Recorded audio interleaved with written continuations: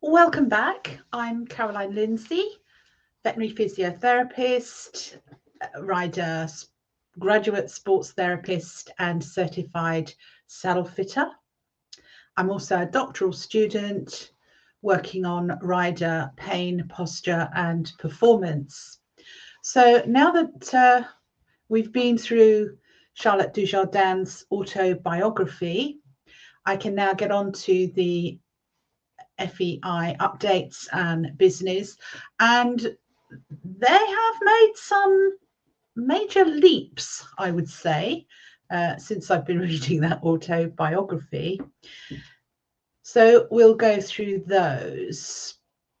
The first news story I wanted to present was from the BBC.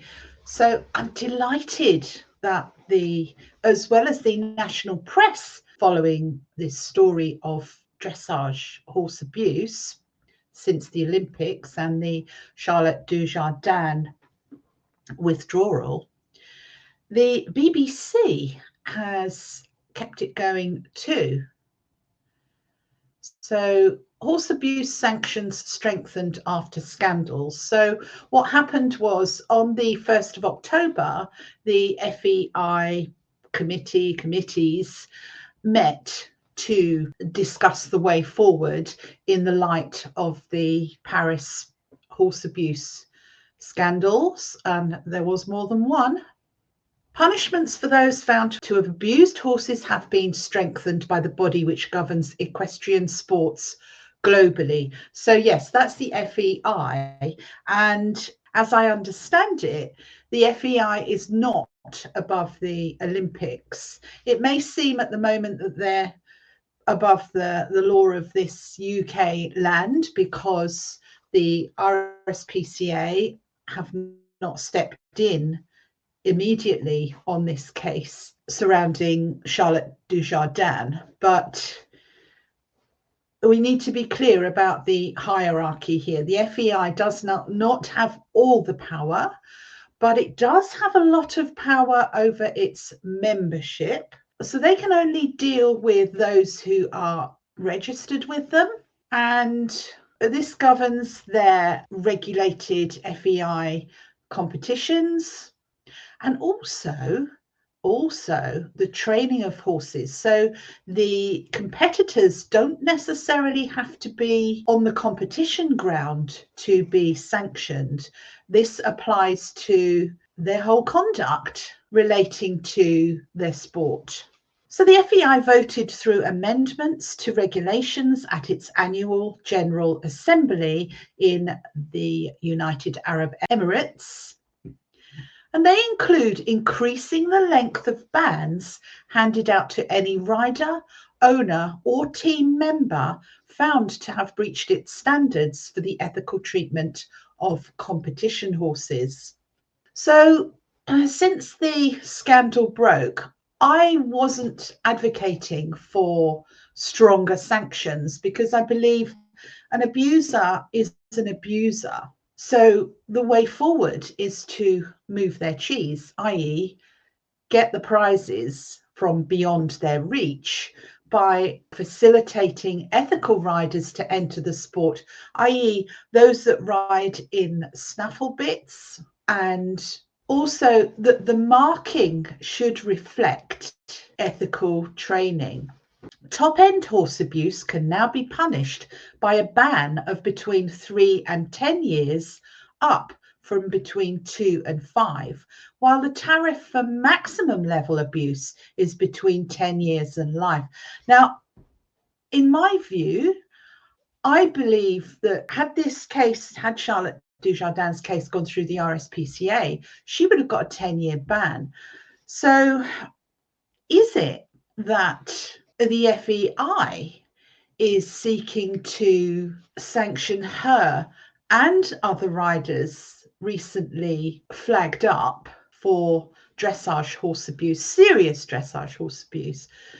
Is it that they feel that their existing sanctions, bans, were not enough? But I would say, to me, looking at this situation, I think they want to apply 10 years for Charlotte Dujardin. It's not just the horse abuse, it's the bringing the sport into disrepute, and she's done that massively.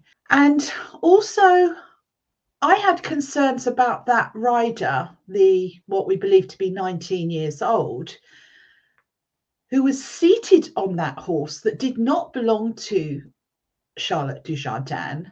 We're not sure of the details, of the full details yet, but to attack a horse, to brutalize a horse in that way, big, strong dressage horse, that rider, as I see it, was put in serious, grave danger by Charlotte Dujardin. And that it just should not have happened. She should have known better.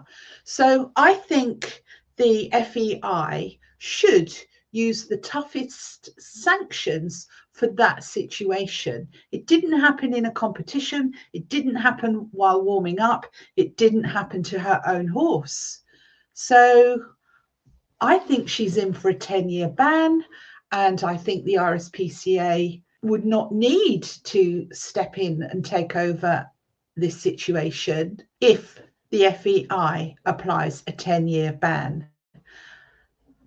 It could be lifetime, but this is the first time anything of this nature has come to light. I think she'll get a 10.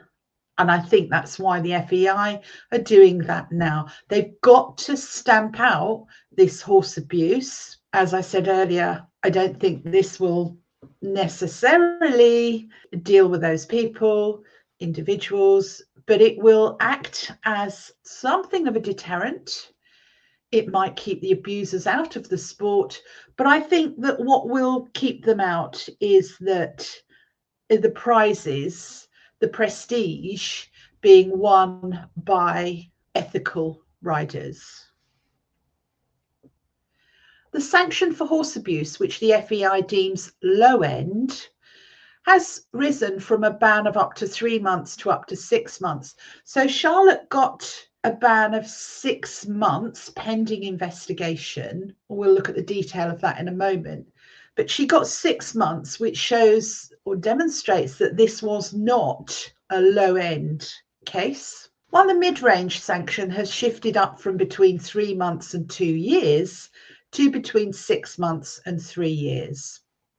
I don't think it's mid-range either. I think she's committed a series of FEI breaches of the rules. And yeah, it's an unusual case because other riders have been sanctioned for horse abuse, but Charlotte seems to have gone a couple of steps further in this instance. The changes which come into effect on the 1st of January have been made following a series of abuse scandals in equestrian sports in recent years. Well, it would appear that this has been accelerated, these changes.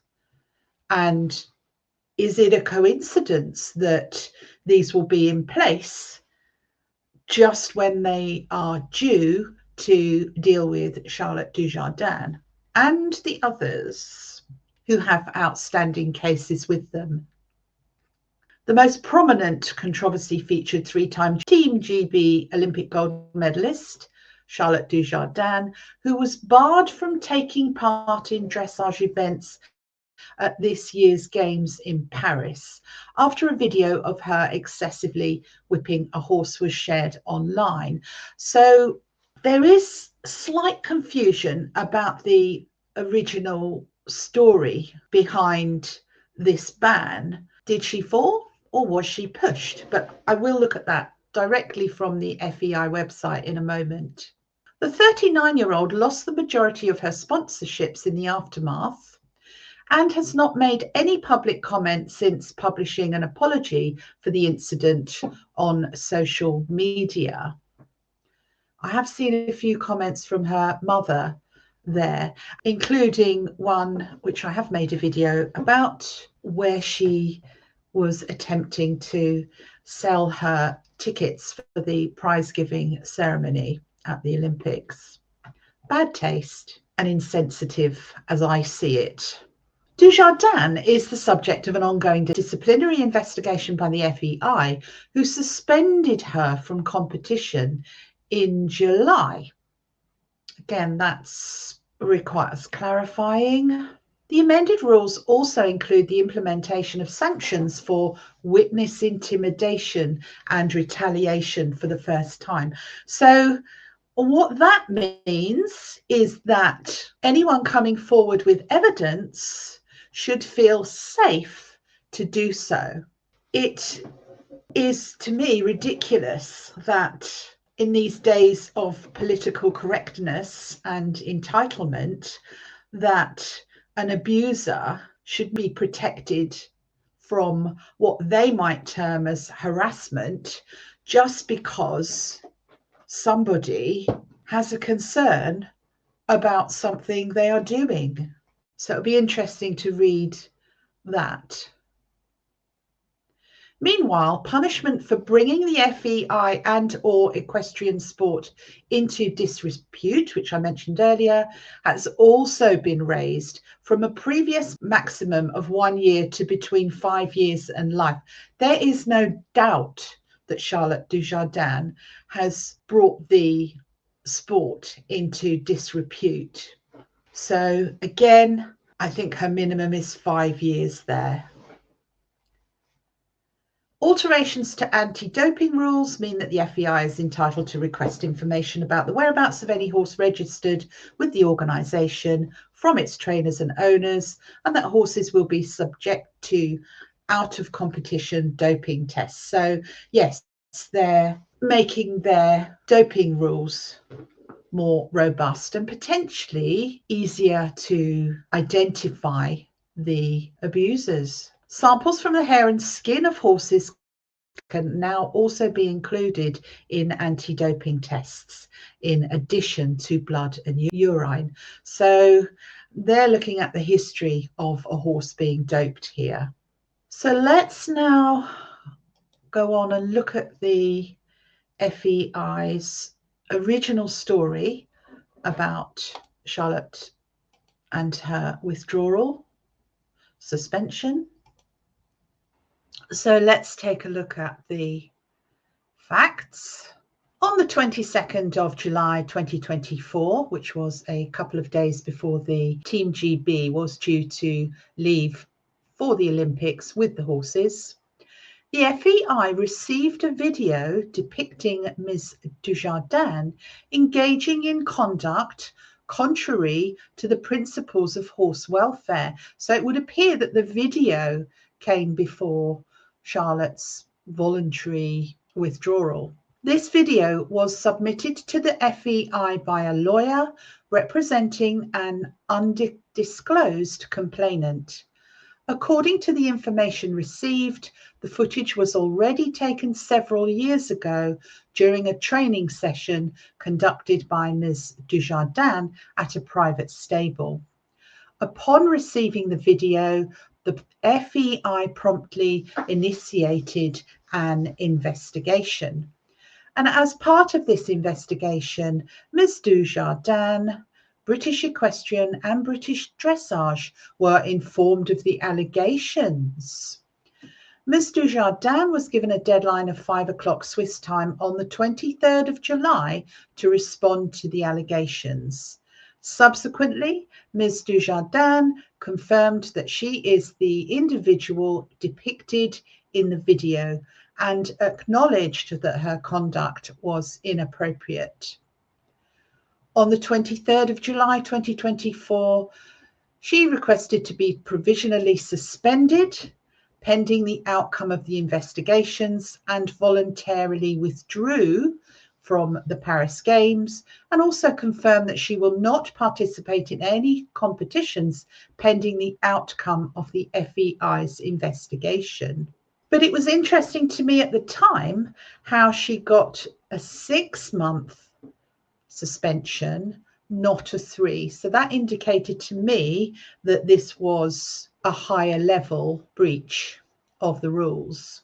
So now let's look at what the FEI have reported about their recent meeting. FEI stakeholder meeting sets a unified vision for the future of dressage. Unified. With who? What? At the highly anticipated FEI dressage stakeholder meeting, so it was a special one for dressage, which was held in person at the FEI headquarters in Lausanne, Switzerland, 1st of October, experts and representatives from across the sport have reaffirmed the core objectives of dressage and discussed ways of realigning the discipline to reflect these objectives. Yeah, so they have no choice but to be unified on the possibility that riders will, and potentially in our generation, be banned from riding horses at all. But I think it's the riding in competition that will go down first. So this was a very serious meeting, and they had to act fast because in the Tokyo Olympics, the equestrian phase of the pentathlon has been dropped. I can't see the sport changing fast enough to keep equestrian sport in the Olympics beyond 2028 because, as I said earlier, the Olympic Committee has more power than the FEI. The aim is that through balanced and systematic education, horses are trained and ridden to be calm, supple, flexible, confident, and responsive, fostering a deep and positive connection with the rider. As I just said, is there time for them to make that bigger change, to change their ways? I think, as I said earlier, the solution is to open the floor to ethical riders and to make sure that gets rewarded.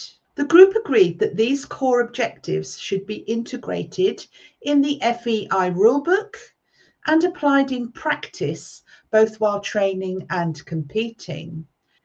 This approach emphasizes key qualities such as the freedom and regularity of movement, the ease and lightness of transitions, and the horse's balance.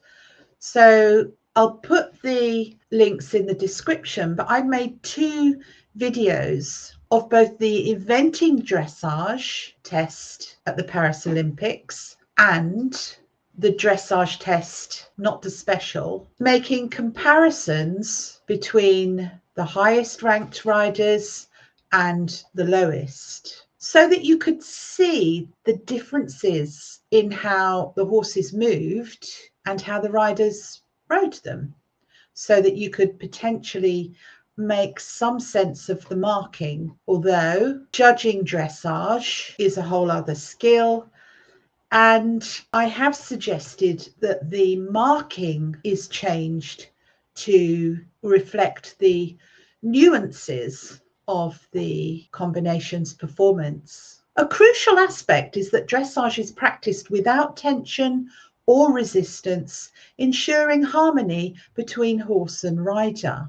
Yeah, because the marking system allows for many aspects of a movement, including the accuracy and how the movement is performed. So I think the marking, it's too easy for judges to overlook aspects of the horse's training and development reflected in the way the horses move. Participants acknowledged the impact of breeding on the evolution of the sport and explored the relationship between judging, training, and riding.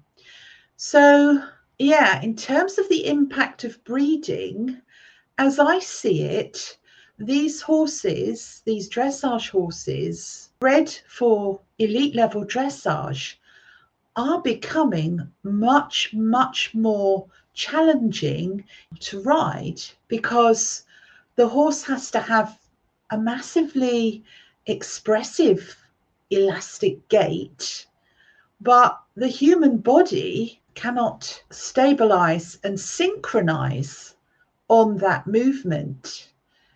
And to me, I see this is where the restrictions, such as tight nosebands, hard hands, are perhaps used to restrain that big movement. They also emphasize the importance of examining the sport holistically by introducing principles of behavioral science and the 5 domains of animal welfare, focusing on the horse's positive physical and mental well-being. Well, how do you mark for that? The Paris 2024 Olympic and Paralympic Games showcased the best our sport has to offer in competition, oh dear, but also brought to light challenges that have prompted us to reflect and reassess in the post-Games period.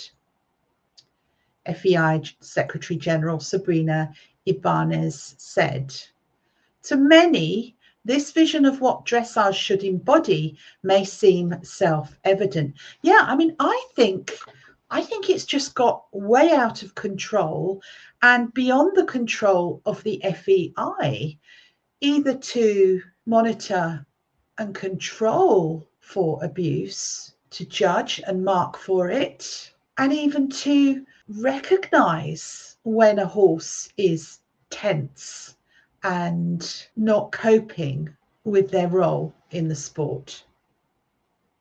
But as highlighted during the meeting, over the years, the discipline has moved away from its traditional purpose. Yes, it has. I'm glad they have recognized that. And this realization requires a necessary realignment to the foundational principles of dressage. Good. Time for change. They've got their work cut out for them. But I think there are some shortcuts to this. One of them is horses worked behind the vertical. Now, in my experience, a horse will drop behind the vertical because it's weak and because the rider is not quite stable and able to maintain stability. I'm talking about micro stability here. But it's the same as for show jumping. If a horse has a pole down, it's penalized. It's less likely to win. So in dressage, if a horse drops behind the vertical at a very high level after years of training, that reflects there's something manifesting there about the training. So if they had, say, for example, horse drops behind the vertical for more than 3 strides, they should lose the mark for that move, or most of the mark for it. And this may stop the riders from training behind the vertical and warming up behind the vertical. So they could be a lot more creative with this. FEI Dressage Director Ronan Murphy said, "Establishing a unified vision is the essential first step in fostering a shared purpose. With this foundation in place, we can now focus on restoring public trust and confidence in the sport." Well, unification of who and what? Our goal is to be aligned and move forward in the same direction. We have clearly defined what we want to see as a sport, and the next step is for all parties to assess how we can adapt our practices and approaches to ensure these standards are met. This effort is not the responsibility of any one group. Oh, they're devolving responsibility as I read it. It is a collective mission for the entire dressage community, and we look forward to engaging with the wider community, especially our national federations. Key points that were addressed during the meeting, action points and next steps. One of the key proposals put forward is mandatory trainer registration. Oh, yes. The training of horses should be regulated. Trainers should be licensed. They should be educated professionals with certification, continuing professional development, and a code of conduct. And potential certification aimed at ensuring accountability and standardization within the discipline. Well, that'll put the cat among the pigeons, because many trainers are developed in competition and go on to teach what they know based on their success in competition without having to know anything about muscle conditioning and development, posture, the saddle. So I think there's a few more gurus out there who would be better equipped with more education. The group also committed to defining ethical training methods with an emphasis on increasing transparency and showcasing good practices. Additionally, participants identified the need for a more comprehensive communications plan to better inform and engage with the broader public and stakeholders. Not sure what that's about. Rules revision. Stakeholders expressed support for a thoughtful approach to revising the rules, favouring a comprehensive strategic evaluation based on available research. Good. This will presumably help with the blue tongue issue.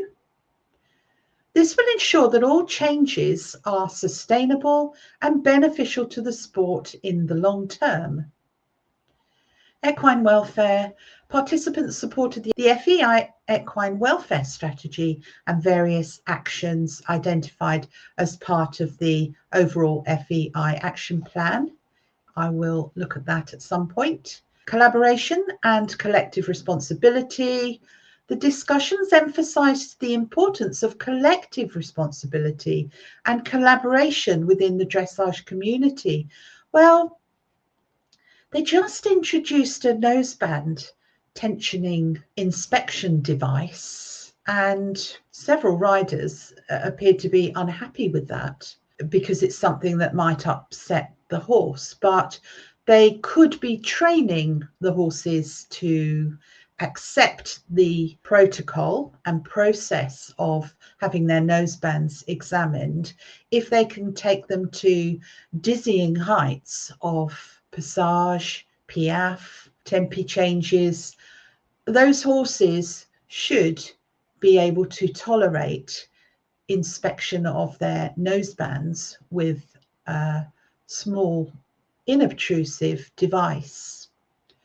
Participants welcome the opportunity for ongoing and regular dialogue, yes, I bet they do, and expressed their willingness to take part in working groups on key topics.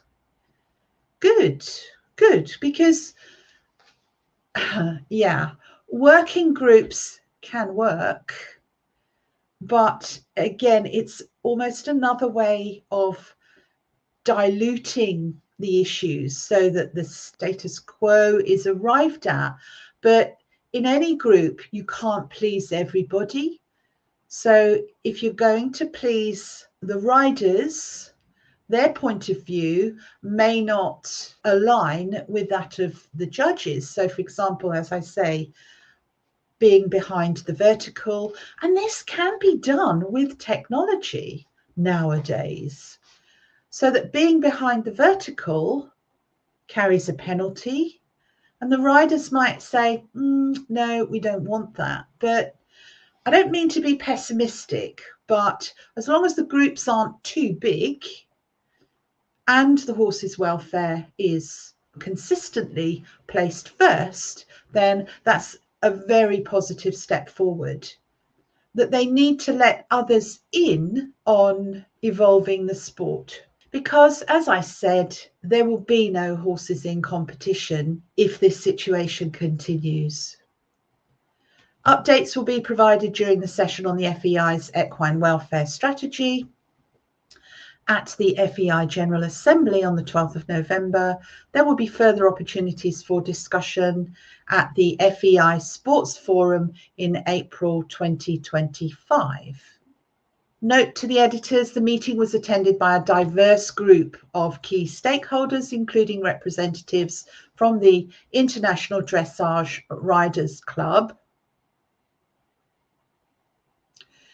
the International Dressage Officials Club, the International Dressage Trainers Club, good, and the dressage organisers. Also present were the presidents of the European Equestrian Federation and the Pan American Equestrian Confederation, and the FEI president and the chair of the FEI Para Equestrian Technical Committee. Additionally, the FEI Dressage Steward General, FEI Dressage Committee representatives, and members from the FEI Athletes, Paradressage and veterinary committees contributed to the discussions. Well, yeah, as I said, the bigger the group, the harder it is to reach status quo. And yeah, as I read earlier from this report, they appear to be devolving responsibility, accountability. So why do they, I mean, this group here, it appears sufficient to resolve problems arising. But yeah, on the other hand, maybe they want to just go outside of pure dressage for suggestions on how to improve the sport. So I'll leave it there for now. Things are looking up. And thank you for your comments, and thank you for following this important situation. And above all, let's make sure that the horse benefits from it.